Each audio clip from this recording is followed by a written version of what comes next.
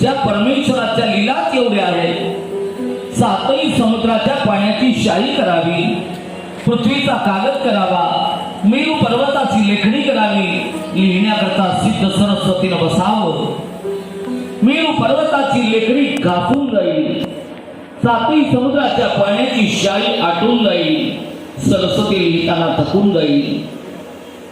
पण यथासांग परिपूर्ण लीला त्याच्या वर्णनच करता येणार नाही. एवढ्या त्याच्या लीला, त्या लीला आपण यथावती यथावकाश 7-7 दिवसामध्ये 4 वर्ष जरी घालवले तरी किती वर्णन करणार आहोत. तरी वेळेचं भान न ठेवताना आपण 5 तास 6 तास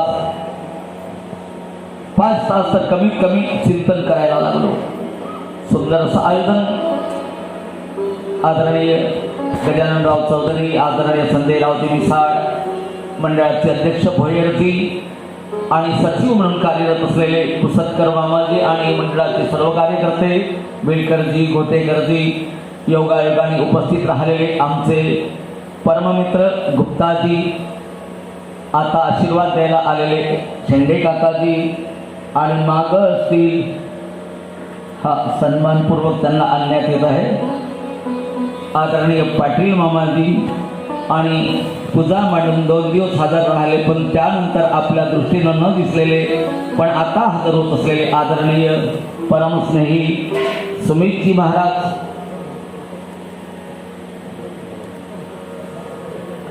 आपलं भाग्य आहे.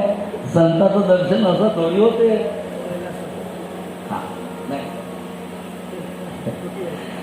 सुंदर असं नियोजन आपलं पोरगा आहे. सुंदर असा आनंदाचा सोहळा, उत्तम ध्वनी प्रक्षेपण, उत्तम संगीताची साथ, सगळ्यांना व्यासदा करून प्रणाम करत पुष्पमाला गुप्तो. भगवंताच्या अलौकिक लीला चिंतन करताना महामुनी सुतली शौनकादी ऋषींना निवेदन करायला लागले. त्या परमेश्वराच्या लीला अगाध आहे. काल आपण उमा संहिता संपवताना उमेचं चरित्र बघितलं आणि आता वायवीय संहितेचा पूर्वखंड चिंतनात घ्यायला लागलो. एक एक संहिता अलौकिक आहे, कारण सर्व तत्वज्ञानाचा वक्ता भगवान शिव आहे. ब्रह्मदेव बोलायला लागले, या जगतामध्ये ही ज्ञानाची परंपरा आली कुठून? शैव परंपरेमध्ये शिवापासून आणि विष्णू परंपरेमध्ये भगवान विष्णूकडून. दोन्ही परंपरा आपल्याला मान्य. शिव आणि विष्णू अभेद मानत असल्यामुळे, परमतत्व ते अलौकिक असल्यामुळे त्यात भेद पाहायचा नाही. भगवान सांब सदाशिवाने सृष्टीचा आरंभ झाला त्यावेळेला वेदाचं वैदिक तत्वज्ञान, वेद येण्याची पडवणी वेद केला शहाणाव. गौरणी त्यावेळेला आपसामध्ये भगवंताच्या अलौकिक चरित्राबद्दल बोलतात आणि त्या बोलायला लागल्या सगळ्या गोपिका. या देवाने वेदाला शिकवून शहाणा केला. आणि आपण शिक्षण संस्थेत जाऊ. आदरणीय ज्ञानेश्वरराव उर्फ बंडूजी ठाकरे, स्नेहलताई, प्रेम आहे सगळ्यांचं नाही का? त्यांचाही सिंहाचा वाटा आहे. मागच्या वर्षापासून नाही का, मागच्या वर्षी छातीला माती लावूनच कार्यक्रम होता, कारण 5 माणसाला एका ठिकाणी यायची बंदी नाही. इथं आपला कार्यक्रम चालू होता. यावेळेला थोडी सूट मिळाली आणि अनेक म्हणजे दिवसापासून घरातच बंदीवानात राहिलेलो आपण जरा मोकळा श्वास घेण्याकरता या कार्यक्रमाच्या निमित्तानं संधी मिळाली. आता वेळ नाही पाहायची घडीची. पाटील मामाजी, दवाईची वेळ चुकली तर चालन, कथेची वेळ नाही चुकवायची.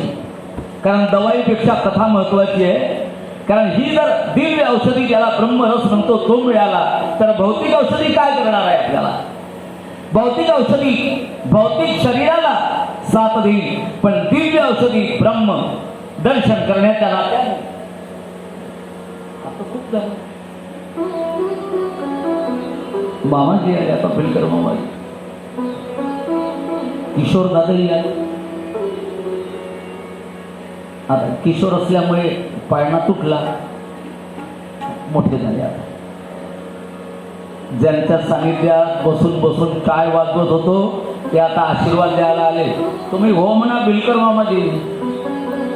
तुमच्यासाठी मी महाराज नाही आहो. लक्ष द्या. जुना काळ आणि जुने दिवस आठवतात, ज्यावेळेला गुंडेराव मामाजीच्या जवळ बसून टाळ वाजत होता. भाषा तसं नाही असा वाजवायचा, तसं नाही असं म्हणायचं. आज त्यांचा आशीर्वाद म्हणून व्यासगादीवर बसलो. व्यासगादीवर त्यांना नमस्कार करतो. किशोरदादा आज आले. किशोरदादांनाही नमस्कार. बऱ्याच ठिकाणी आपल्या आध्यात्मिक सोहळ्याचं आयोजन करत असतात किशोरदादा, आणि विठ्ठल मंदिराला त्यांनी स्वतःला समर्पितच करून घेतलं. बस.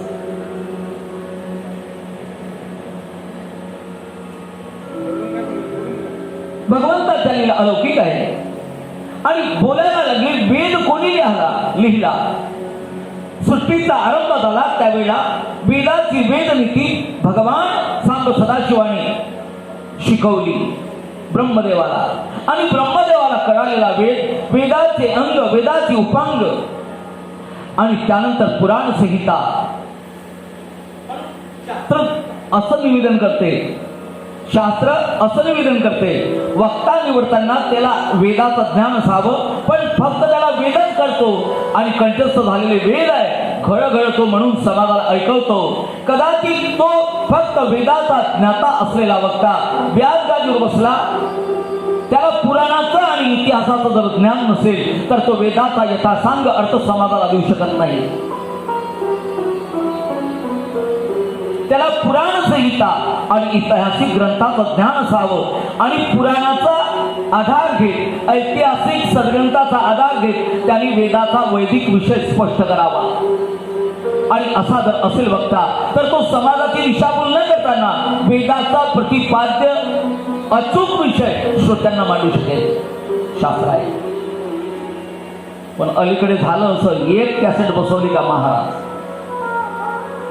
परमपूज्य रामरावजी महाराज एक दिवस मोठ्या दुःखानं बोलायला लागले. काय करू म्हणे शेंडे महाराज, काय पूजनीय महाराजांची कार्यक्रम म्हणजे ठेवले. नागपूर जिल्ह्याचं नाक म्हणजे रामरावजी महाराज ढोक. आपली सगळ्यांची शान आहे. नाहीतर पश्चिम महाराष्ट्राचा माणूस विदर्भातल्या माणसाला सहसा चाहत नाही. विदर्भात कीर्तन करायला यायला अडचण आहे आणि टीव्हीवर विदर्भातले कीर्तनकार जायची अडचण आहे. सगळं ग्रुपिझम आहे. माझा इशारा झाल्याशिवाय प्रकाश म्हणू नको. मोठी अडचण आहे. सर्व बाबतीमध्ये अडचण. फक्त रामराव महाराजांनी तेच सगळ्यांना पुरून उरले. थोडंसं स्वाभिमानाने बोलायला काही हरकत नाही. जे आहे वास्तविक ते बोलायला काय हरकत आहे. थोडंसं असं होते घरातला बजार स्टेजवर आणल्यासारखं होते. बोलू नाही हे स्टेजवर, पण बोलावं लागतं. विदर्भातले कीर्तनकार त्यांनाही चालत नाही टीव्ही चॅनलवाल्यांना. आता कधी त्यांचं विदर्भाकडे लक्ष येईल, नंतर विदर्भ झाल्यावर मग मध्य प्रदेशाकडे पाहतील. लोक बरेच चालत असतात. महाराज ती सगळी म्हटलं ते असं आहे, ट्रायल चालू आहे म्हटलं तिकडे रिहर्सल. तिकडची रिहर्सल झाल्यावर मग इकडे येतील ते पुढचा ड्रामा करायला. त्यांना कुठं माहिती आहे वितरणल्या चॅनलवाल्यांना. चालू आहे का? चालू आहे. फक्त आनंद एवढाच आहे की जुनी आणि नवीन कीर्तनकार मंडळी टीव्ही चॅनलच्या माध्यमातून घराघरात यायला लागली. आणि ज्या घरामध्ये भक्तीचा दुष्काळ होता, कोरोनानी वारकरी, वैष्णव आणि सगळे आपण मराठे घरात बंद झालेले होतो, त्या घरातल्या घरात आता हरिकीर्तनाचा आनंद सकाळी आणि संध्याकाळी घ्यायला मिळतो. हा भक्तीचा परम आनंद, ज्ञानोबा तुकोबाच्या भक्तिरसाचा प्रेमानंद आणि पांडुरंगाची निसीम भक्ती कीर्तनाच्या माध्यमातून घराघरात व्हायला लागली. ही वारकरी संप्रदायाची आणि वैष्णवाची जमेची बाजू आहे. गोपाल कृष्ण भगवान की. एवढ्या कोणाचंही नाही म्हणावं, कारण जेवण 12 वाजता आहे. त्याच्या आधी काही लागला झटका कुठं तर अधोरात्रही म्हणा. नमः पार्वती पते हर हर महादेव. योग आहे. वेद वर्णन आहे म्हणून वेद भितो स्वतः. पूजनीय ढोक महाराज म्हणायला लागले माहीत कॅसेट बसवतोय म्हणे. महात रामायण राहते आणि रामायण संपल्यावर 2 तास कीर्तन राहते. माझीच कॅसेट बसवलेला, मागचं पुढचं त्याला काहीच येत नाही. 2च कॅसेटी माझ्या कीर्तनाच्या बसवलेल्या आणि त्याच्यामुळेच कीर्तनकार म्हणून सभागात प्रसिद्धीला आला आणि मग तोच माझ्या समोर जर आला तर रामायणात नाही बसत म्हणे. आणि कदाचित मी स्टेजवरून उतरलो, हे अंगी नाही ज्ञान म्हणे साधू म्हणावा, अंगी नाही ज्ञान म्हणे साधू म्हणावा, साधू नावाने साधू होत नाही, साधू हा जन्माचा हा पाणी नाही,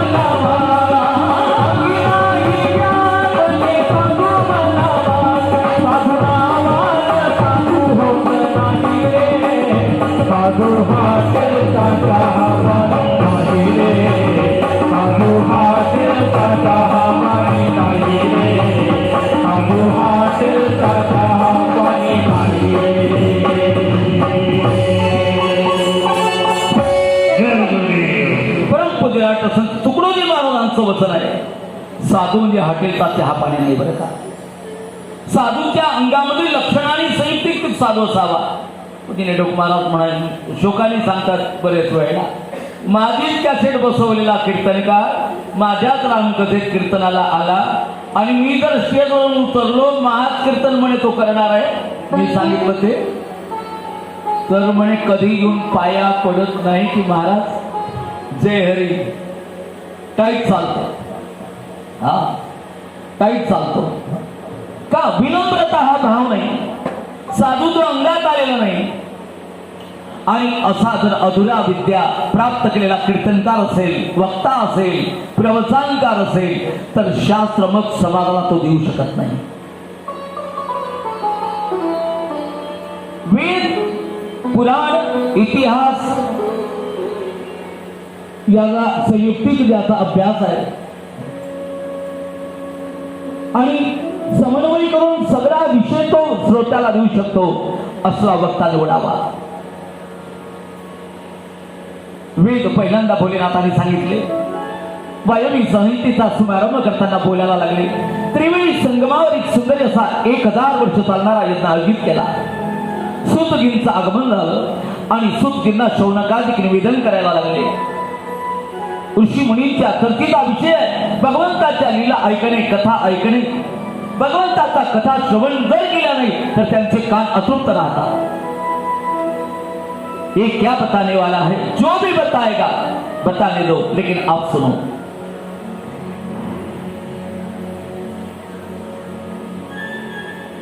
सूतजी शौनकादिकांना निवेदन करायला लागले. 1000 वर्ष चालणाऱ्या त्या यज्ञामध्ये बोलायला लागले. शौनकादिक महाराज आपण तर ब्रह्मज्ञानी आहात. वेद, पुराण आणि पुराणाचे अंग आणि उपांग, वेदाचे अंग आणि उपांग, उपनिषद याचे ज्ञाता आहात, ज्ञान सूर्य आहात, संत आहात. ज्ञान सूर्य असावा. ज्ञानदेवाला ज्ञानाचा चक्रवर्ती सम्राट मानलं. ऐकेगा तू ज्ञान चक्रवर्ती, तू तव ज्ञानाचीच मूर्ती, परेशल या गोष्टीची अवज्ञाने नची करो. ज्ञान चक्रवर्ती हुआ, ज्ञान का चक्रवर्ती सम्राट होता है. वो ज्ञान की बातें समाज को संबोधित किया करता है. स्वयं यदि अज्ञान भरा हो तो समाज को ज्ञान देने की क्षमता क्या रहेगी? सगळी विचारायला लागली. शौनकादिक ऋषि महाराज, आज तक आपने बड़ा बड़ा इतिहास और पुराण हमें सुनाया. आता आम्हाला सांब सदाशिवाच्या त्या अलौकिक कथा, आई भवानी, गणेश भगवान, कार्तिक स्वामी, नंदकेश्वर आणि त्यांच्या केलेल्या लीला ऐकवायला लागले. ज्यावेळेस पृथ्वीचं सर्जन झालं, या सृष्टीचं सर्जन झालं, सर्जन व्हायच्या आधी जगात कुठेच नाही. गवळणीच्या भाषेत जर बोलायचं झालं, कानोबा तेरे तेरे ते आधी कोठेच नव्हते काही, तेथे एक ढाल गदान बदली. आणि मग त्या ढाल गदा म्हणजे माया. आधी कोठच काही नाही. शिव आणि शक्तिरूपी यांनी प्रथम निर्गुण स्वरूपातून आवेशित अवतार घेतला आणि भगवान महाविष्णू प्रकृती सहित त्यात प्रादुर्भाव झाला. नारायण आणि त्याची नारायणी महाशक्ती तपश्चर्या करायला लागली आणि त्यांच्या नाभीतून ब्रह्मदेव आणि ब्रह्मदेवाला ज्ञान शिकवण्याकरता भगवान परमतत्व असलेला भगवान शिव आले आणि वेदाचं तत्वज्ञान सांगितलं. 100 करोड श्लोकामध्ये, शतकोटी, आज 100 कोटी श्लोकाचं वैदिक तत्वज्ञान मृत्यूलोकात उपलब्ध नाही का? वर्तमान स्थितीतील मृत्यूलोकातील लोकांची बुद्धिमत्ता एवढी तीव्र गतीची नाही. आयुष्य कमी पडते म्हणून आयु मर्यादेनुसार यांना शिवतत्व कळण्याकरता संक्षिप्त रूपाने वेदव्यासाने त्याचा सार करत 1,00,000 श्लोकाचं जे मूल शिवमा पुराण आहे ते 24,000 श्लोकामध्ये आणून संक्षिप्त रूपाने आपल्याला दिलं. 100 करोड श्लोकाचं दिव्य महापुराण सदग्रंथ आणि वेद उपलब्ध आहे, पण ते स्वर्गामध्ये उपलब्ध आहे. तिथल्या लोकांची आयु मर्यादा जास्त आहे. काय आयु मर्यादा आहे? वर्षामध्ये अयन येथे 2 आयु मर्यादा ऐका. आपला 24 तासाचा दिवस आणि रात्र. पितर जे मरण पावतात त्यांचा 15 दिवसाचा शुक्ल पक्ष दिवस आहे, 15 दिवसाचा कृष्ण पक्ष रात्र आहे. आपला होतो 1 महिना, तर पितराचा 1 दिवस 1 रात्र आणि 1 दिवस. कान उघडे ठेवून ऐका. वर्षाचे अयन 2, एक दक्षिणायन आणि एक उत्तरायण. दक्षिणायन 6 महिन्याचं, उत्तरायण 6 महिन्याचं. सध्या कोणतं अयन चालू आहे? कोणतं अयन चालू आहे? दक्षिणायन चालू आहे की उत्तरायण चालू आहे सध्या? श्रोते मंडळी सांगतील, पुराण श्रवण करणारे. आपण डिग्र्या संपादन केलेली माणसं इकडे येतच नाही, हे ऐकतही नाही. अरे दक्षिणायन चालू आहे आता. 21 जून पासून 21 डिसेंबर पर्यंत दक्षिणायन, 21 डिसेंबरच्या नंतर उत्तरायण 21 जून पर्यंत. आपला वर्षाची 2 अयन, 6 महिन्याचा दक्षिणायन, 6 महिन्याचा उत्तरायण. हे 2 अयन म्हणजे 1 वर्ष. आपलं 1 वर्ष. तर स्वर्गीय देवाचा 1 दिवस. दक्षिणायन म्हणजे रात्र आणि उत्तरायण म्हणजे दिवस. आपला 1 वर्ष, त्यांचा 1च दिवस. आपले वयाचे होतील 100 वर्ष आपले, तर पितर आपल्या स्वर्गीय देवाचे होईल फक्त 100 दिवस. असे त्यांचे होतील 100 वर्ष. तरी ब्रह्मदेवाचे फक्त 12 तास. कोणाचे? इंद्रादिक देवाचे अशा मनाने होतील 100 वर्ष. तेव्हा ब्रह्मदेवाचे 12 तास नाही. 100 71 युगाचाच आहे. ब्रह्मदेवाच्या एका दिवसात 14 इंद्र बदलतात. 14 इंद्र, एवढी याची आयु मर्यादा आहे. 1 दिवस नाही होत, एका दिवसात 14 इंद्र बदलते. तेव्हा ब्रह्मदेवाचे फक्त 12 तास. आपले होते 1000 चतुर्युगी. कृतायुग, त्रेतायुग, द्वापार युग, कलियुग 43,20,000 वर्ष. ज्याची सीमा एका चतुर्युगीची. असा आकडा 43,20,000चा 1000 वेळा जाईल. त्यावेळेला ब्रह्मदेवाचे फक्त होतात 12 तास.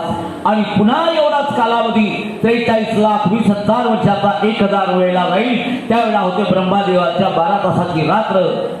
आमचे 86,40,000 वर्ष 2000 वेळा, आपला 1000 वेळा जाईल.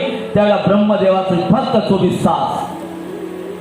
म्हणून माऊली वर्णन करते, 1 क्षण. आपली आयु मर्यादा 100 वर्षाची असेल तरी त्यांच्या तुलनेमध्ये एकाच क्षणाची आहे. ही आयु मर्यादेची गिनती सांगायला लागलो.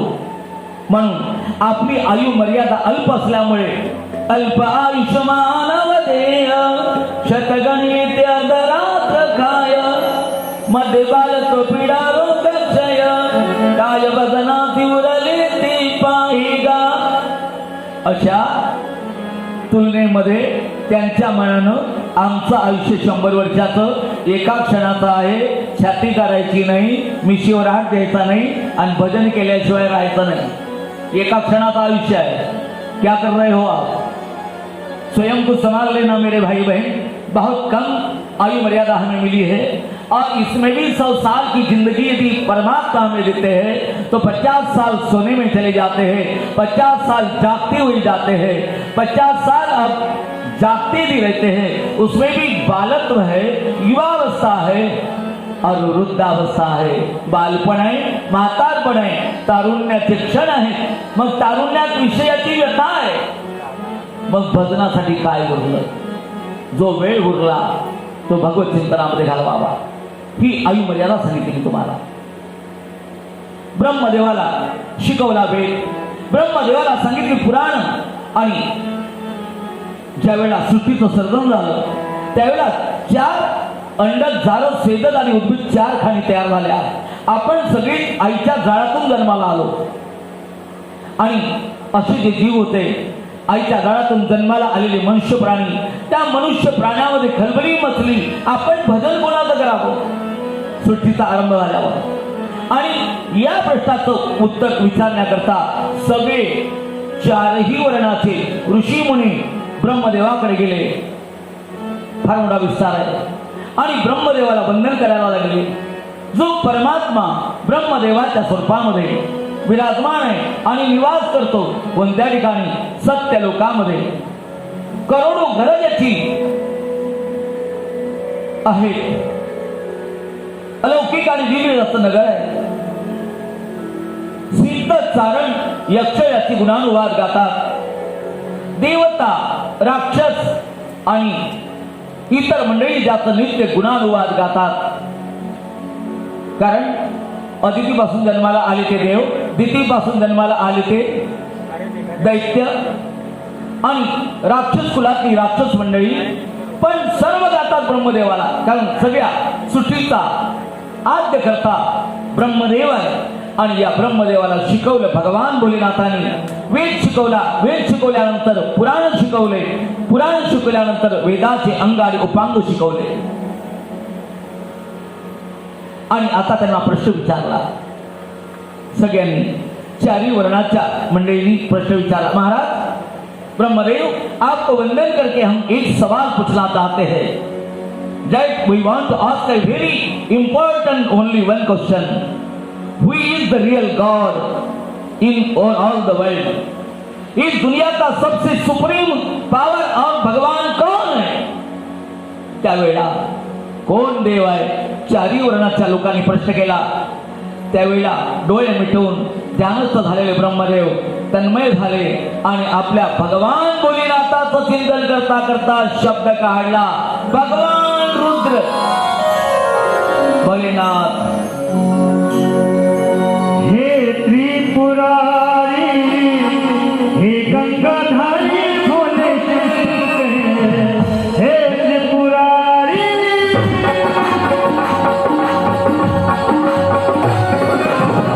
हे त्रिपुरारी, हे गंगाधारी भोले भस्म नमाय, जग उद्धार हे नाथ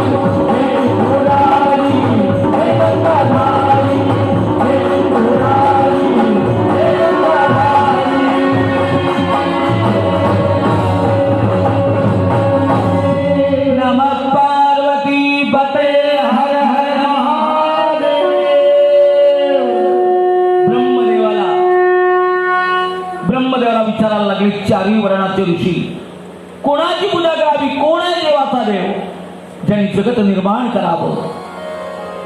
आता थोडा या ठिकाणी भेद आहे. तुम्हाला संशय राहील, कारण मी कट्टर वारकऱ्याचा बच्चा असल्यामुळे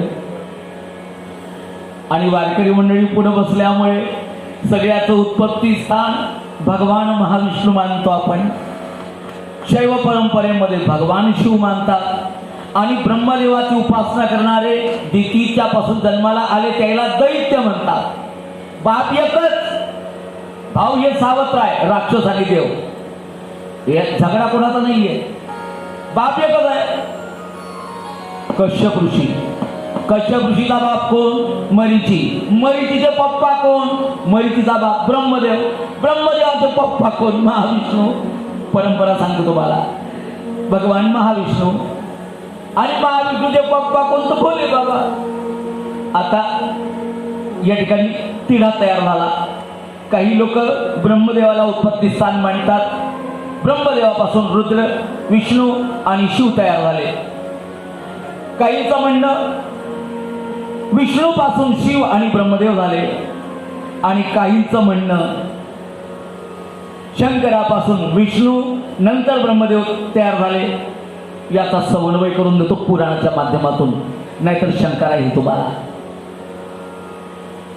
शंका नाही ठेवायची.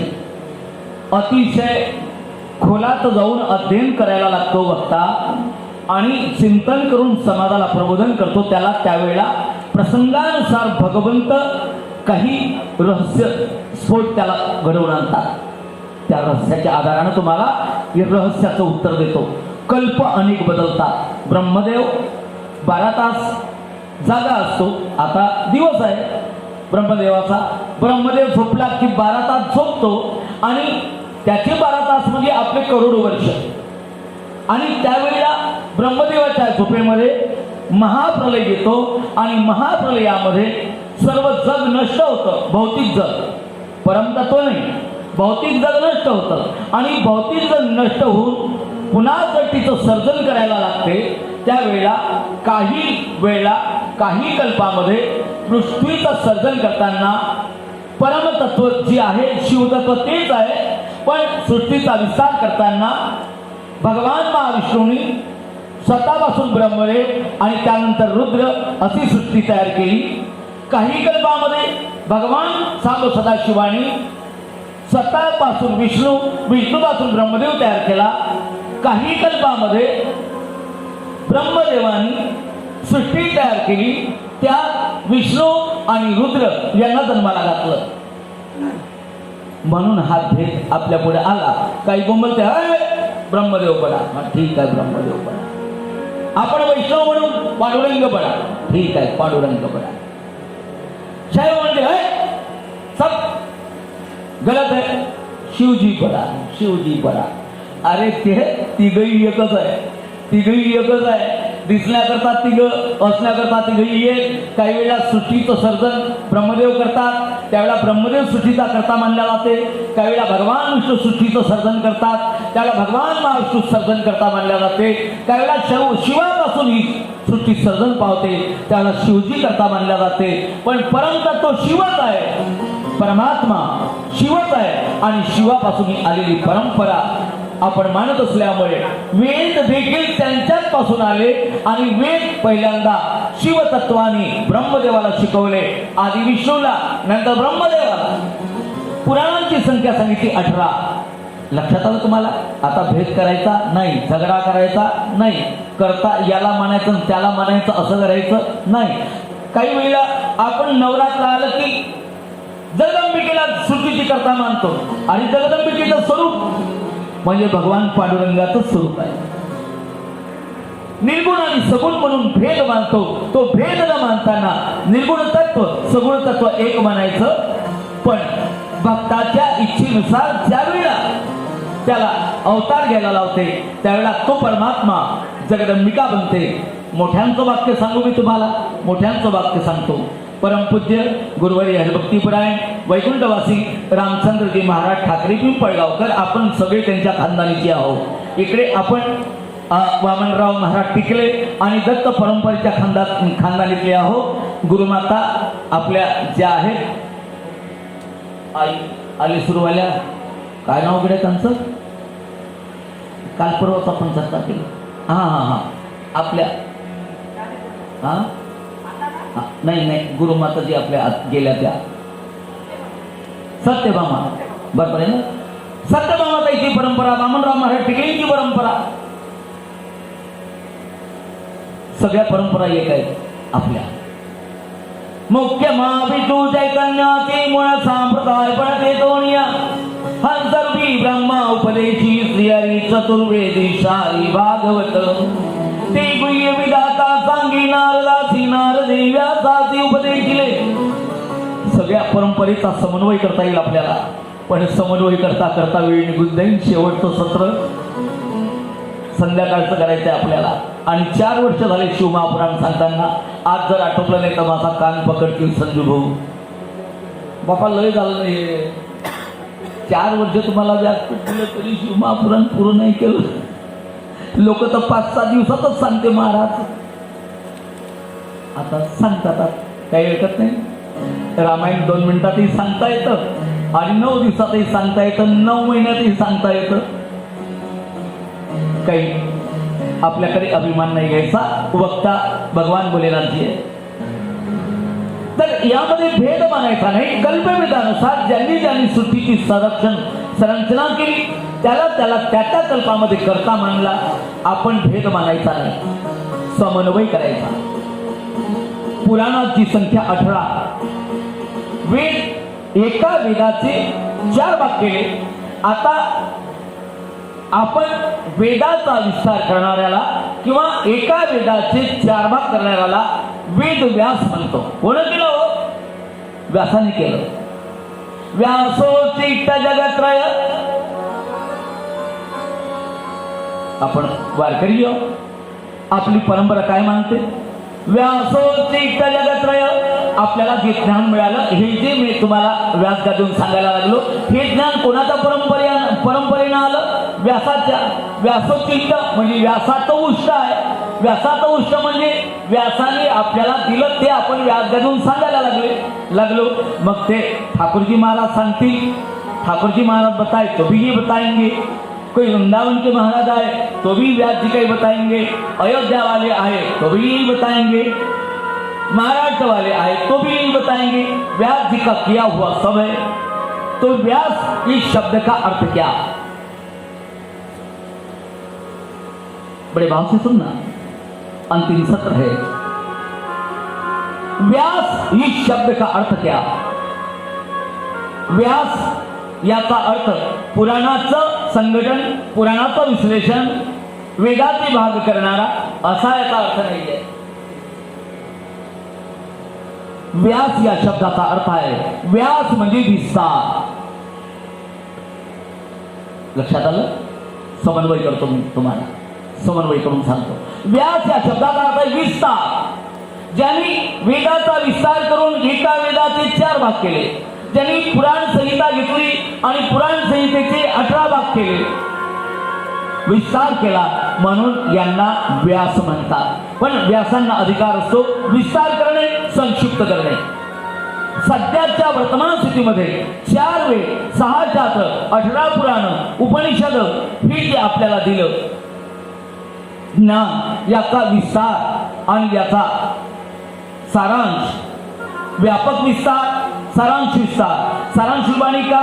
कलियुगातल्या मानवी जीवनाची आयु मर्यादा कमी आहे, याची बुद्धी कमी आहे, हायब्रिड खाऊन पुन्हा कमी झाली, बायकोच्या शिवा खाऊन पुन्हा वैतागलं, पुन्हा बुद्धी कमी झाली. म्हणून अशा कमी बुद्धीच्या माणसाला अल्प वेळात तत्वज्ञान आत्मसात व्हावं म्हणून वेदाच्या करोडो रुचा जरी असल्या, शतकोटी 100 कोटी रुचा आहे, 100 करोड श्लोक आहे, मग आपली आयु मर्यादा कमी आहे. व्यासाने संक्षिप्त केला विस्तार. कधी व्यापक विस्तार, संक्षिप्त विस्तार, आणि संक्षिप्त रूपाने 100 कोटी श्लोकांचा सार 1 कोटी श्लोकात अलग अलग पद्धतीने आणला. तोही पुन्हा संक्षिप्त केला, पुराणांच्या माध्यमातून दिला. तर त्यात झाले एका वेदाचे केले 4 भाग. विस्तार म्हणून व्यास. व्यास म्हणजे विस्तार. पुराणांची गेली 18 भाग नाव सांगतो मुदतचा. ब्रह्मपुराण, पद्मपुराण, विष्णू पुराण, शिवपुराण, भागवत पुराण, भविष्य पुराण, नारद पुराण, मार्कंडेय पुराण, अग्नि पुराण, ब्रह्मवैवर्त पुराण, लिंग पुराण, वाराह पुराण, स्कंद पुराण, वामन पुराण, कुर्म पुराण, मत्स्य पुराण, गरुड पुराण आणि ब्रह्मांड पुराण. किती झाले? कोण मोजले म्हणा? 18 किती झाले बेटा? 18. प्रकाश पुराणला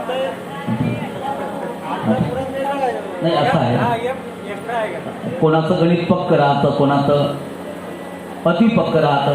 अति पक्क राहिल्यामध्ये कॅल्क्युलेशन जास्त होते. एक पुराण आपलं पुराण म्हणजे 19. आपलं धरून 19 नाही का? 18 पुराण, 4 वेद, 6 शास्त्र, 14 विद्या, 64 कला, सगळ्यांचा विस्तार झाला. पण आता आपल्याला वेळ नाही. घड्याळीचा काटा पुढे जाते आणि घड्याळीचा काटा अति पुढे गेला का मग माझा कान पकडणारी वडीलधारी पुढे बसलेली आहे, त्यांचं थोडं सांभाळावं लागतं. म्हणून आता आजूबाजून न जाताना ठोकळ मानानं पुढे जातो. मग या 4 वेद, 6 शास्त्र, 18 पुराणांचा सार सगळ्या 4 वर्णात त्या मंडळीने विचारला. कोण आहे? ब्रह्मदेवाने समाधी लावली. उत्तर दिलं रुद्र, शिव. मग शिवनामाचा महिमा अलौकिक, शंकराचा नाम महिमा, शंकराच्या लीला अलौकिक, सगळेच अलौकिक. दर दर दर दर दोडो दोडो दोडो दोडो दर दर दर दर दर दर दर दर दोडो दोडो दोडो दोडो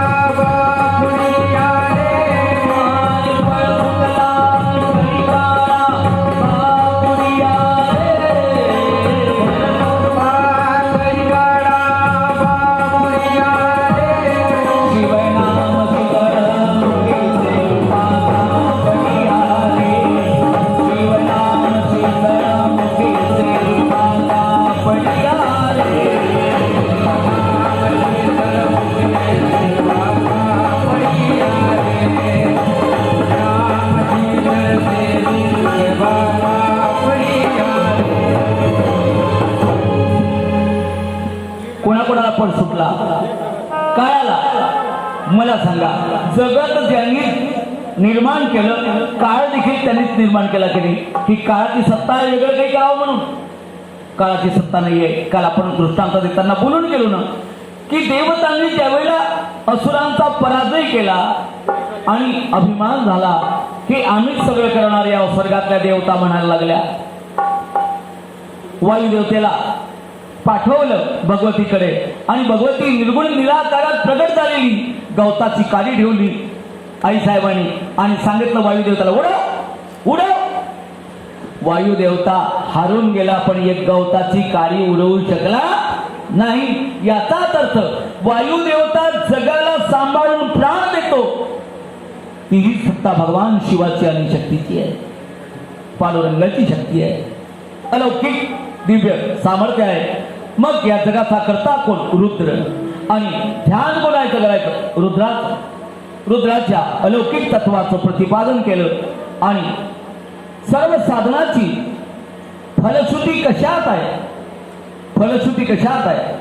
तर सगळ्या साधनांचं सार आहे भगवंताचं नामस्मरण. शिवनाम घ्या. शिवनाम शीतळमुखी सेवे पाका पडिया रे. आणि तोच परमात्मा पितांबर घातला तर पांडुरंग होतो, पूजनीय रामचंद्र महाराज सांगायचे. आणि त्याच देवानी गोलसारी नेसली तर दुर्गा बनतो. त्यांची भाषा बरं, विनाकारण अभिमान नाही घ्यायचा. हा, दुर्गा वेगळी नाही, पांडुरंग वेगळा नाही. अरे हे एकच आहे. आपल्या भक्ताला अलौकिक लीला, अलौकिक कथा ऐकण्याकरता मिळाव्या म्हणून तो एक परमात्मा अनेक रूपामध्ये येतो, अनेक पद्धतीने लीला करतो आणि त्यांच्या कथा ऐकण्यासाठी शिल्लक ठेवतो. त्या कथा पुराणांमध्ये विस्ताराने ऐकवल्या जातात आणि त्या कथा ऐकून परमभक्ताचं कल्याण होते. म्हणून तो परमात्मा अवतार घेऊन लीला करतो. हे त्याचं उत्तर आहे. बस. ऐसा डमरू बजाया भोलेनाथ ने, सारा कैलाश पर्वत मगन हो गया.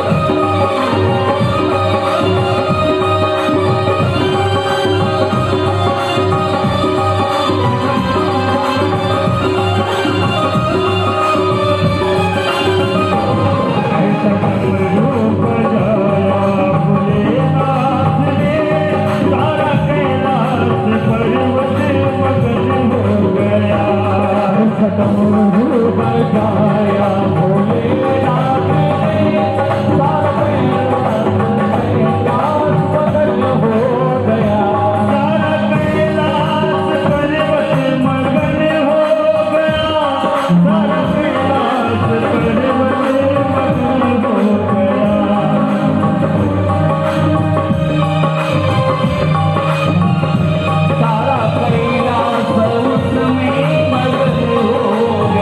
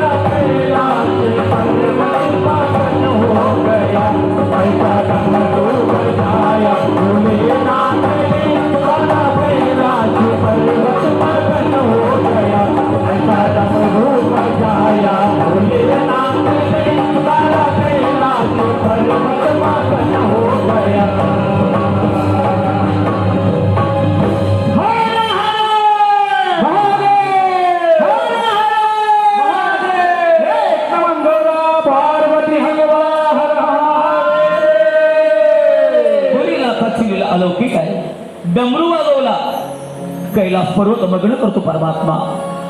ब्रह्मदेवानी परमतत्वाचं नाव सांगितलं रुद्र. आणि ज्यावेळा या सगळ्या ऋषींचं जाणं झालं देवाकडे, लक्ष द्या कथेचा क्रम, त्यावेळेला भगवान ब्रह्मदेवानी एक चाक बनवलं. अनेक आर्य आहेत त्याला, नेमी असं नाव त्याचं, नेमी एक चाक बनवलं. आणि या ऋषींना सांगितलं, हे चाक, हे चक्र मी सोडतोय, या चक्राच्या माग जा. ही चाक तुटून, त्याची नेहमी तुटून, म्हणजे आपल्या भाषेत त्याचा पुठ्ठा तुटावा. पुठ्ठा, आरे पुठ्ठे असतात ना. हा, आता ते शहरातल्या मंडळीला नाही कळणार, ग्रामीण भागातल्या माणसाला बैलगाडी जो झुंपणार आहे त्याला कळेल. चाकाला आरे असतात, स्पोक म्हणू आपल्या भाषेत. मग बाहेरचा टायर, त्याला पुठ्ठ म्हटलं जातं. हे चाकाचे पुठ्ठे ज्या ठिकाणी तुटतील आणि चाक थांबेल त्या ठिकाणी तुम्ही थांबायचं. आणि त्या परिसराचं नाव होईल नैमिष अरण्य. आणि त्या चाकाच्या मागोमाग ऋषीमंडळी निघाली. ते पवित्र स्थानावरती आली ज्या ठिकाणी अनेक ऋषींनी यज्ञ केलेले होते आणि निर्झर पवित्र झरणे वाहत होते. पवित्र स्थली तपश्चर्या करता होती, यज्ञ करण्याकरता स्थान होतं आणि निर्मल संत समागम करण्याकरता पवित्र भूमी होती. नैमिष अरण्य त्याचं नाव पडलं. त्या ठिकाणी तुम्हाला कलीची बाधा होणार नाही. लखनौ पासून पुढे हा भाग, लखनौ वरून 150 किलोमीटर अंतरावरती असलेला हा भाग नैमिष अरण्य. दिल्लीकडूनही जाता येतं, लखनौकडूनही जाता येतं. त्या पवित्र परिसरामध्ये बसून तुम्ही संत समागम करावा, शास्त्र श्रवण करावं, पुराणांचं श्रवण करावं, वेदाचं अध्ययन करावं, ध्यान करावं. पण नैमिष अरण्यातलं ध्यान झाल्यानंतर तुम्ही काशी क्षेत्रात यावं.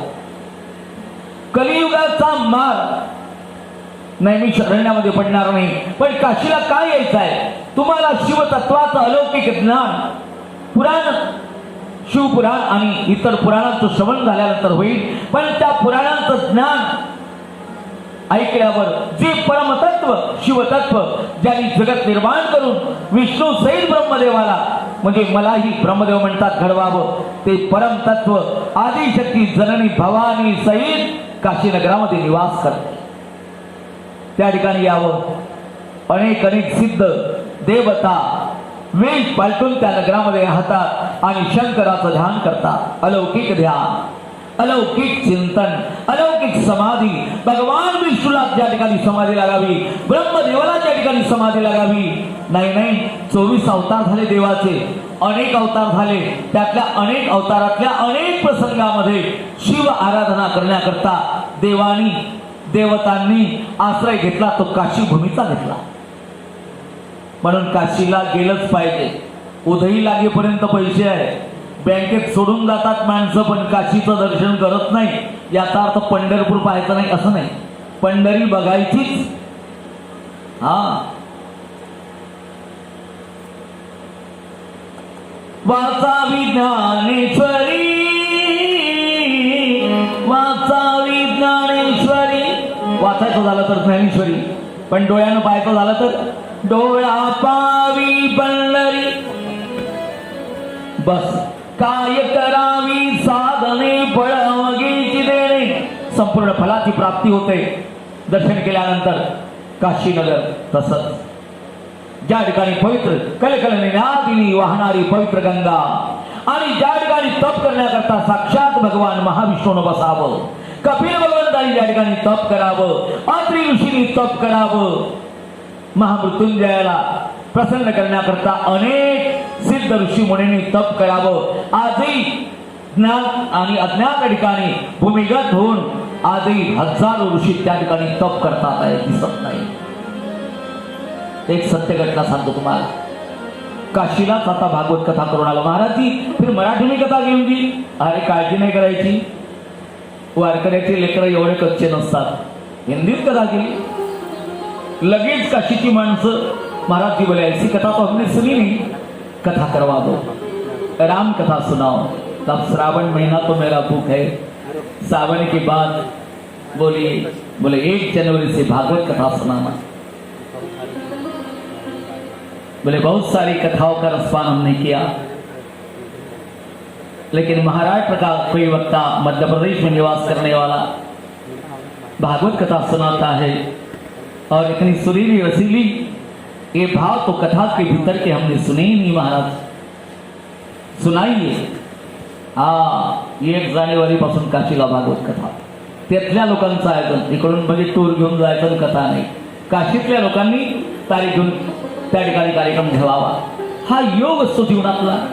वास्तविक त्या ठिकाणी काय कमी आहे, तिथं साक्षात भगवान शिव शक्तीसेत बसलेले आहे। वेद वेदांताचं ज्ञान त्या ठिकाणी वेद पाठशाळेत शिकवल्या जाते आणि जगभर वेदाचा आणि पुराण संहितेचा प्रचार ज्या ठिकाणी होते ती वेदाची जननी असलेली भूमी काशी तीर्थक्षेत्र आहे। तिथल्या जडता जनार्दनाची कथेच्या माध्यमातून सेवा करण्याची संधी मिळावी हा पूर्व पुण्याचा भाग आणि तुमच्या आशीर्वादाचा प्रताप आहे। आपलं काहीच महाराज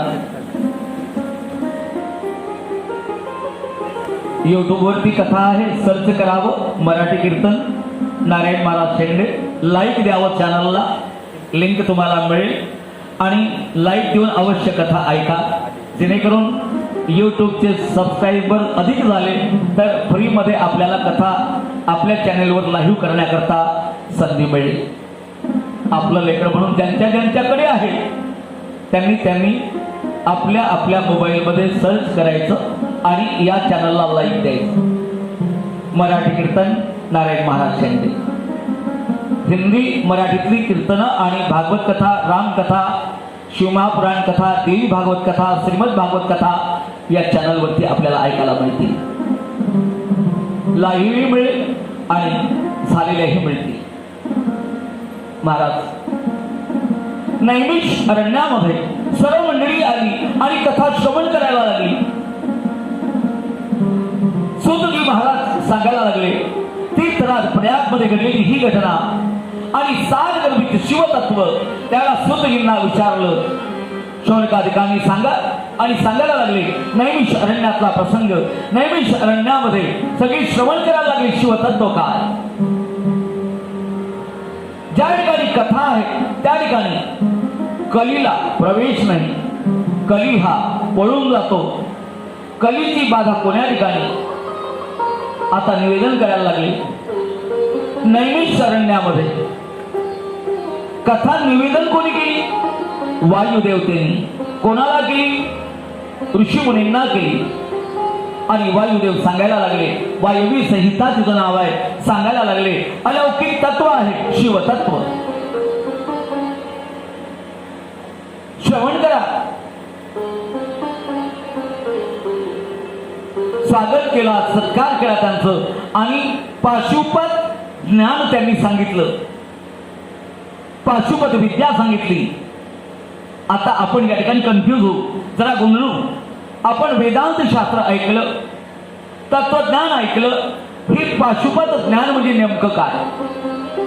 लक्ष द्या, पाशुपत ज्ञान म्हणजे नेमकं काय? काही लोकांना जड होईल हा विषय, पण जड असलं तरी समजून घ्या, अन्यथा आपण हास्यविनोदापर्यंत जर कथा उडवून दिली तर सारगर्भित तत्व बाजूला राहील। पाशुपत शास्त्र किंवा पाशुपत तत्वज्ञान म्हणजे नेमकं काय? मला तुम्ही हास्यविनोद का करत नाही? मला अख्खं 2 तास विनोदच करता येईल, पण मग त्या विनोदामध्ये आपलं काही साध्य होणार नाही, फक्त मनोरंजन होऊन जाईल। सिद्धांत एखादा तुम्हाला पटेल, पण लक्ष द्या, पाशुपत शास्त्र याचा अर्थ काय? पशुपत, पशु म्हणजे आपण स्वतः पशु, आणि हा पशु 2 पायाचा साधारण जीव म्हणून गेला। या जीवामध्ये अज्ञान आहे, विषय आहे, विकार आहे आणि सहज आपल्या जीवाची आपली प्रवृत्ती विषयाच्या सुखाचा आनंद घेण्याची आहे। आणि विषय सुखामध्ये आपण निष्णात झालेलो, त्यामध्ये विसरलेलो, देवाकडे पाठ व्हायला लागली। देवाकडे पाठ फिरल्या जाते, स्वतःला जीव म्हणून आपण त्याचीच सेवा करायला लागतो। हा जीवात्म भाव जावा आणि मीच शिव आहे हे तत्वज्ञान पटावं। ज्या तत्वज्ञानाच्या आश्रयाने जीव नसून मी देव आहे हे समजावून दिलं जातं, त्याला पाशुपत ज्ञान म्हणतात. कळायला आलं का? कळायला आलं का? पाशुपत ज्ञान म्हणजे काय? मी जीव आहे सगळ्यांना वाटतं, आणि संसार करणारा कोणाचा तरी नवरा, मी कोणाची तरी बायको, कोणाची तरी आई, मी कोणाचा मुलगा, मी कोणाची सून, मी कोणाचा जावई, हा जो भाव आपल्यामध्ये आलेला आहे, हा जीव भाव जाऊन मी शिव आहे, मीच देव आहे, अहम ब्रह्मास्मी आहे, हे दृढ निश्चयात्मक ज्ञान ज्या पद्धतीनं दिलं जातं त्या ज्ञानाला पाशुपत ज्ञान म्हणतात. आणि हे प्राप्त करण्याकरता संत, साहित्यिक नाही, संत आणि सिद्ध ऋषीमुनीकडे जावं लागतं, साहित्यिकाकडे नसतं. पाशुपत ज्ञान आणि पाशुपत विद्या वायुदेवतेने ऋषी मुनींना नैमिष अरण्यामध्ये शिकवत असताना अनेक तर्क दिले शिवतत्वाचे, आणि महेश्वर तत्वाचं प्रतिपादन केलं. महेश्वर म्हणजे नेमकं काय, शिवतत्व म्हणजे नेमकं काय, आणि या शिवतत्वाने सृष्टी विस्तार करताना भूतलाव अवतार घेतला जाता. वेळ होत आलेले हा एक प्रसंग तुम्हाला ऐकवतो आणि वाणीला विराम देतो. आज शेवटच्या टोकापर्यंत पोहोचायचं आहे. थोडंसं कोरडं का होईना नेतो तुम्हाला ओढत. मध्यंतरी आज विनोदाने संगीत थोडं कमी करतो आहे, अन्यथा आपला विषय अधुरा राहील. लक्ष द्या. ब्रह्मदेव सृष्टी विस्तार करायला लागले. विस्तार करताना त्यांच्यानं विस्तार होईना. त्यांनी पहिल्यांदा सनत, सनंदन, सनातन, सनत कुमार आणि हे 4 मुलं आणि 5वा मुलगा ऋभू असा जन्माला घातला.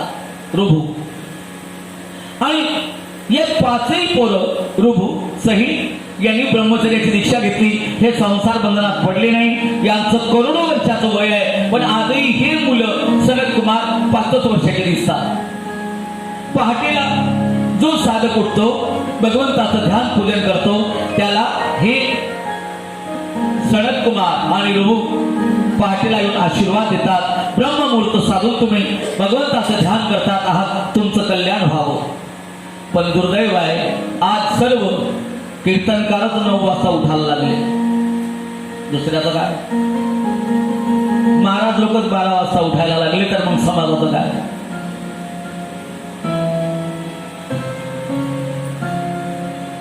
रात्री 11 नंतर जागायचं नाही, पहाटे 5 नंतर झोपायचं नाही.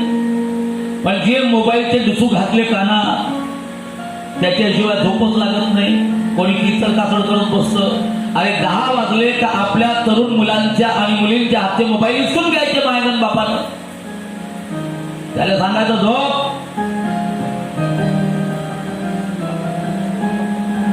विनाकारणचं काय ठेवल्या बावल्या करत बसतात माहित नाही.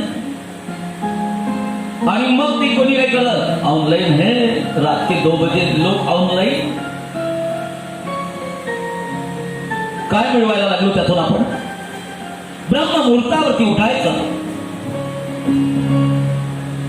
ब्रह्मचर्याची दीक्षा घेतलेली ही मंडळी पहाटेच्या वेळेला जो साधक प्रयत्न करतो, ध्यान करतो, पूजन करतो, त्याला आशीर्वाद देतात.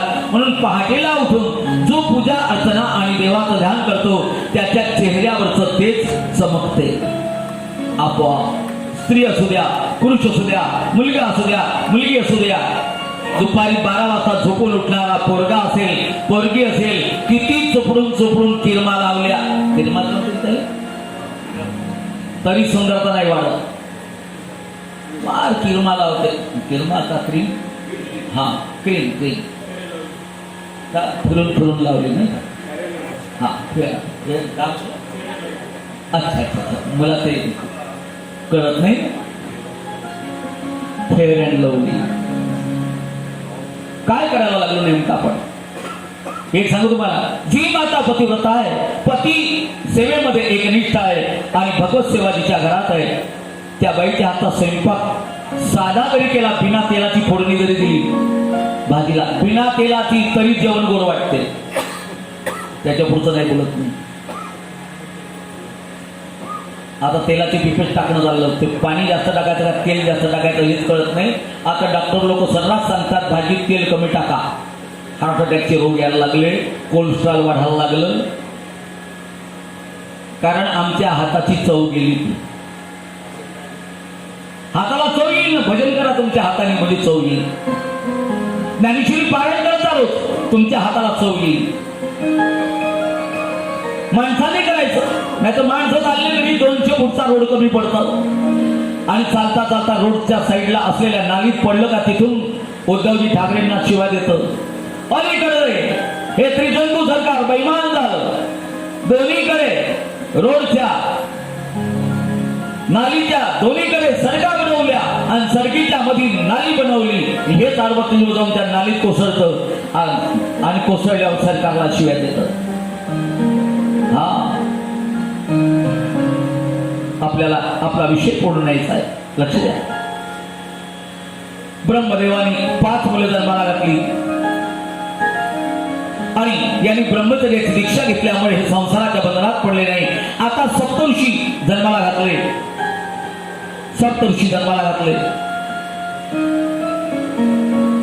सप्तऋषी त्यांच्यापासून विस्तार होत नाही. काय करू, कारण मी मानसिक संकल्प करून या ऋषींना जन्माला घातलं. पुलह, पुलत्स, वामदेव, जाबाली, वसिष्ठ,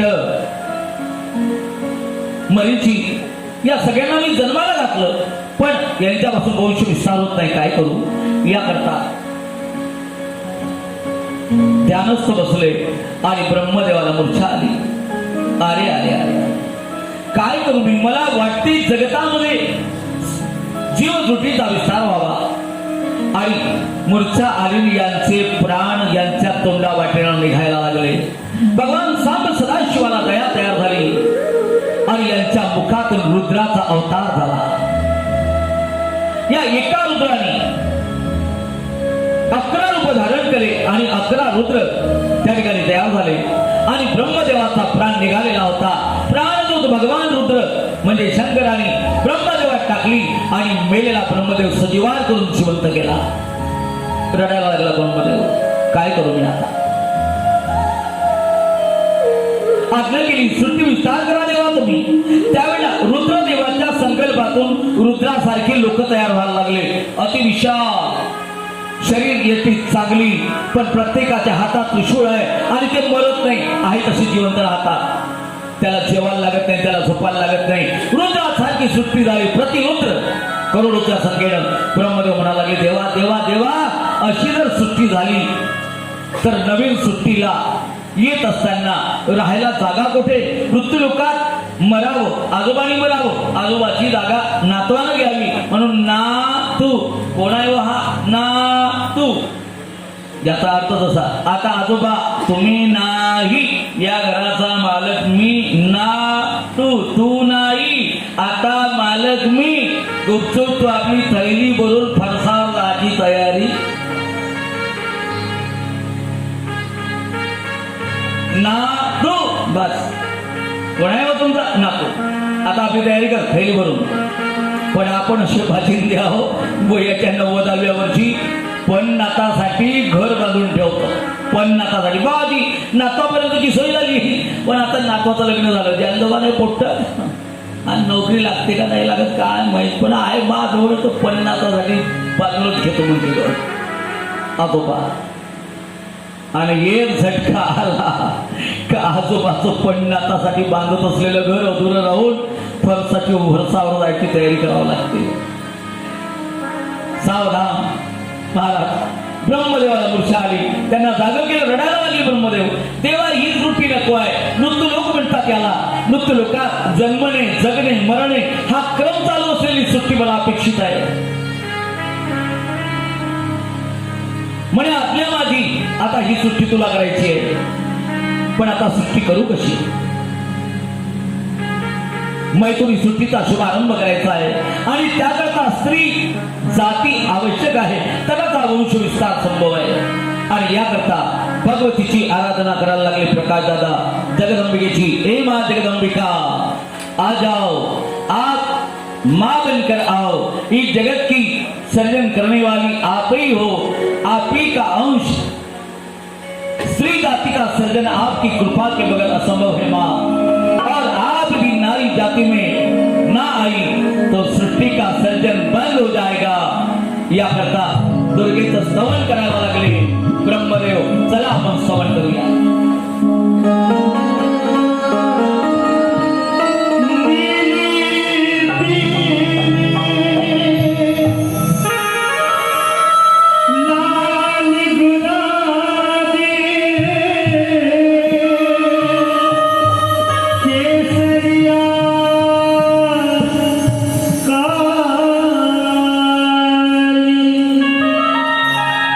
हरी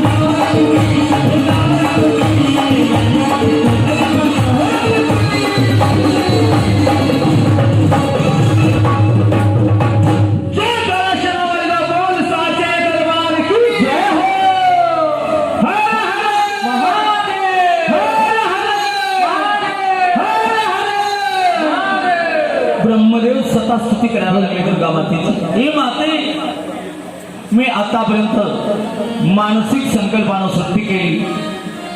5 मुलं जन्माला घातली, 7 ऋषी जन्माला घातली. मरीची, भृगु, अंगिरा, पुलत्स्य, पुलह, क्रतु, अत्री आणि वसिष्ठ 7 मुलं मी जन्माला घातली. 5 आधीची 12 मुलं झाली मला. आई ग, एवढं करत असताना मला मात्र अजून सृष्टीचा विस्तार करता आला नाही. काय करू? आणि ब्रह्मदेवानी दिव्य स्तुती गायली आणि अर्धनारी ईश्वराच्या रूपामध्ये भगवान सांब सदाशिव अर्ध्या शरीराने शंकरजी आणि अर्ध्या शरीराने दुर्गा बनून ब्रह्मदेवाच्या पुढे उभे राहिले. कुली अर्धनारीश्वर भगवान की. जोर से बोलिए जय. आपके सास की कसम है आपको. हाँ, नहीं बोलोगी तो ज्या ज्या माता भगिनींना वाटते आपल्या सासबा दीर्घायुषी व्हाव्या त्यांनी जय जयकार जोरात म्हणा. ज्यांचा झगडा झाला असेल तर मग ही नाफत जोरात म्हणा. अर्धनारीश्वर भगवान की. वा वा वा, तुमच्या सासवावर खरंच तुमचं प्रेम आहे, कारण तुम्ही आई म्हणता तुमच्या सासवांना.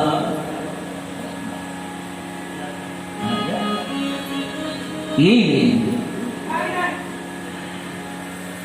कोणाच्या सासवांना काही होणार नाही. धन्यवाद. अर्धनारीश्वर रूपामध्ये भगवान प्रगट झाले ब्रह्मदेवाच्या पुढे आणि निवेदन केलं. ब्रह्मदेव म्हणायला लागले, देवा सांब सदाशिवा, तुमच्या कृपेने मी जन्माला आलो, पण आता ही सृष्टी वंश विस्तार होण्याकरता नारी शक्ती शिवाय जगाचा विस्तार नाही. मधल्या काळात किंवा आताही वर्तमान स्थितीमध्ये मुलींचा असा दुष्काळ पडला.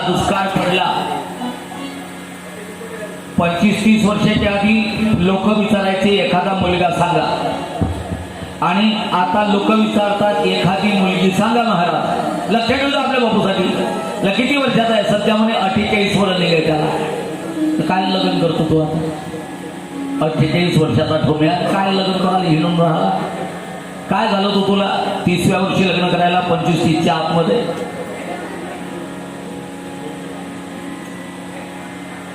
चालले आपले हिंड. आज अडचण झाली का? मधल्या काळात लिंग परीक्षणाची पद्धती आली आणि मुलीचे गर्भ अबार्षण करून आई वडिलांना कापून फेकले. आज समाजामध्ये मुलींची संख्या घटली. आजच्या तारखेमध्ये 1000 पोरं जर लग्नाला निघाले तर पोरी फक्त 820च भेटते. 120 पोट्टे कोणाच राहणार ती पाहिजे. 120 हिंडा रोडनं मुलीच नाहीये. म्हणून बाबा असं करू नका. मुलींना जन्माला येऊ द्या. मुलापेक्षा मुलगी अधिक प्रेम आणि स्नेह देणारी आहे. येऊ द्या मुलीला जन्माला.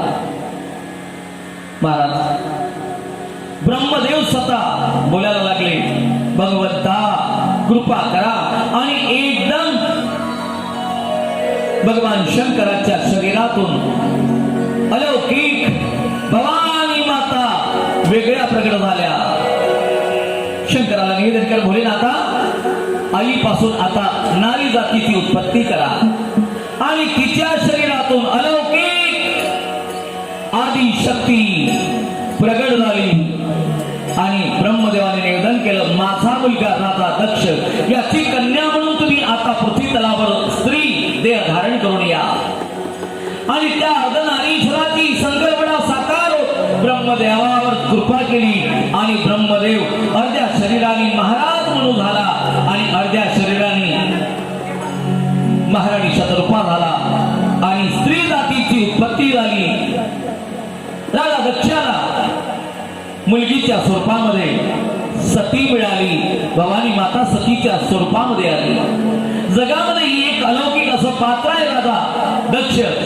मुलीच्या जन्माला येण्याकरता आदिशक्ती तूच माझ्या घरी माझी मुलगी म्हणून जन्माला ये असा नवस करून दुर्गेची उपासना केली आणि दुर्गा माता प्रसन्न झाल्या आणि राजा दक्षाच्या घरी सतीच्या नावाने ती जन्माला आली. बुलियारी शक्ती भवानी माता की जय भवानी माता की जय जेवढ्या नारी जाती आहे जगातल्या तुम्ही सगळ्यात शक्तीचं स्वरूप आहात हा म्हणून नारी जाती शक्ती रूपामध्ये पूजित आहे पूजल्या जाते स्त्री जातीची निर्मिती झाली वंश विस्तार व्हायला लागला आणि शक्तीचा प्रादुर्भाव झाला शक्तीच्या परमकृपेने अलौकिक जग विस्तारित झालं पण एवढ्यामध्ये शुंभ आणि निशुंभ राक्षस अतिशय बलाढ्य असलेले उन्मत्त होऊन जगाला त्रास द्यायला लागले त्यावेळा जगातल्या सगळ्यांची अवस्था सळो की पळ अशी झाली काय करावं काही सुचेना त्यावेळेला सर्व देवता भगवान विष्णूला शरण गेले ब्रह्मदेवाला शरण गेले भगवान ब्रह्मदेव विष्णू भगवंताला शरण गेले आणि सर्वच्या सर्व भगवान भोलेनाथाला शरण आले कारण कालीचा अवतार झाल्याशिवाय यांना मरण नाहीये तो कालीचा अवतार कसा झाला शुंभ निशुंभ कसे मारले आणि पुढच्या लीला सायंकाळी आपण सायंकाळ म्हणण्यापेक्षा 4:30ला दुपारी आज थोडं अर्धा तास आधी चालू करूया प्रकाश दादा जरा जाना नहीं 4:30 से 6:30 बजे तक कथा चलाएंगे बाद में आरती ग्रंथ पूजन होगा सगळ्यांना व्यासपीठावर अर्ध्या तास आधी बसायचं हरिपाठही लवकर करायचा मला वाटते आज सर्व झिंगाबाई टाकळी गीतानगर बंधूनगर गुरुदेवनगर साईनगर सगळ्यांना जेवणाचं निमंत्रण दिल्या गेलेलं आहे पंगत मोठी आहे आणि वाहडाचं काम आपल्यालाच करायचं आहे हरिपाठ करून म्हणून आपण मोकळे झालो पाहिजे लवकर लवकर म्हणून अर्धा तास आधी चालू करूया आणि धावती कथा पूर्ण करण्याचा प्रयत्न करूया 1 वर्ष पूर्ण एवढी कथा पुन्हा शिल्लक आहे पण